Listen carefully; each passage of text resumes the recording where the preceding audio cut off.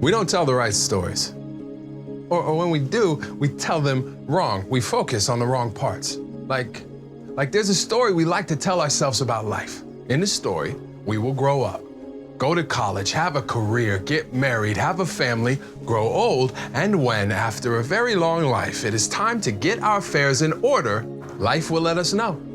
As if death will be so kind as to warn us. He will inform us, like when at the end of a trip, a text arrives, an alert to our phone that says, say your goodbyes, tend to your home, contact your lawyer, settle your affairs. We believe that story to be true until we are blindsided by heartbreak that seems so unfair. Beneath so much debt, it is a struggle just to get air. Everything was fine, and then out of nowhere, the phone rings. A siren wails. We crash straight into a doctor's chair. As the hair on our neck stands up, we stand up unprepared as she pulls the air from our lungs so we can't speak. We listen as she says the words, critical condition, terminal, hit and run. It's in his lungs, you are dying, and there is nothing to be done.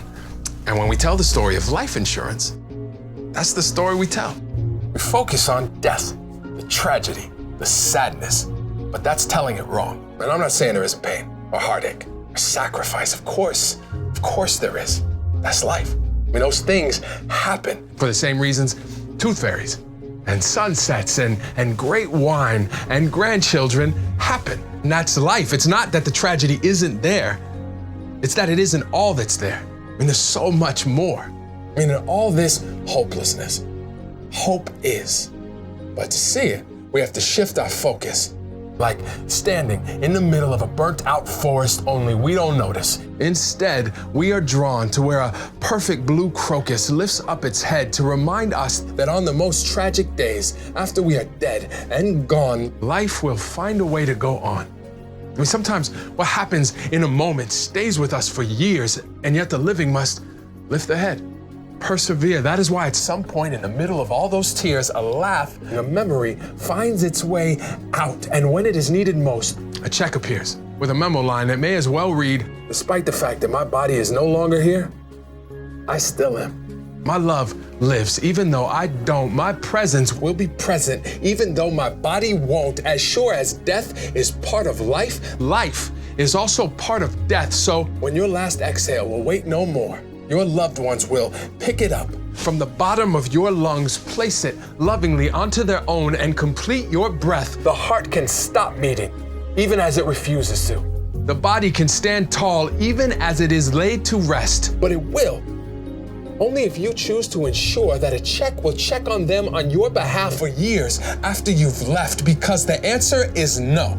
When the question is, are you interested in preparing for your death? But when the question is, do you want to take care of your family?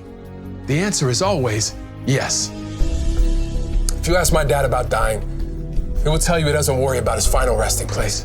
He worries about my mother and paying the mortgage so she will finally have a place to rest without worry. My friend told me he had one thought as his son raced to the hospital at 3 a.m. with him in the back seat struggling to breathe. He thought, what will happen to my son if I die? I mean, that's life. He told me later. He said, that's how it works. Real love means it happens to you both. We don't buy car insurance for when we get hit.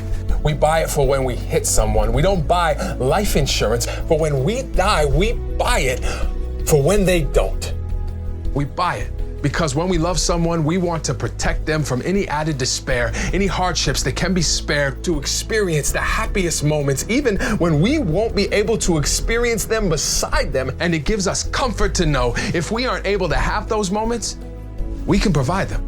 I mean, moments like walking down the aisle, right? Or the first grandchild born, moving into your new dorm, eating together as a family, hanging pictures on the wall of your first home. In all of those moments, Dad is here, Mom is with us, Ethan lives. It is because of Susan this was possible. In all of those moments, we are none of us alone. This is not about memories, but what our lives are able to become. This is about understanding that when you love someone, you do whatever you can to help them, to hold them, to enfold them in the truth of this immutable fact. Life insurance is the final loving act of a person who at the end didn't see flashes of his own life. Instead, he saw the future he wanted for his parents, his kids, his wife, and he knew that if their pain could somehow be lessened, their load perpetually lightened, then perhaps their grief will be less sharp than it might have been. And by preparing for what might be, despite being frightened, it's like taking your loved one softly by the wrist, holding out the life insurance as a gift and saying, This is for all the flowers I would have bought.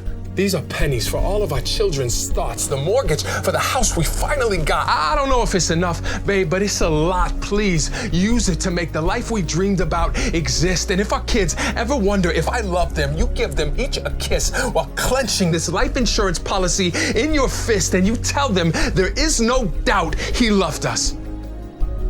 He did this.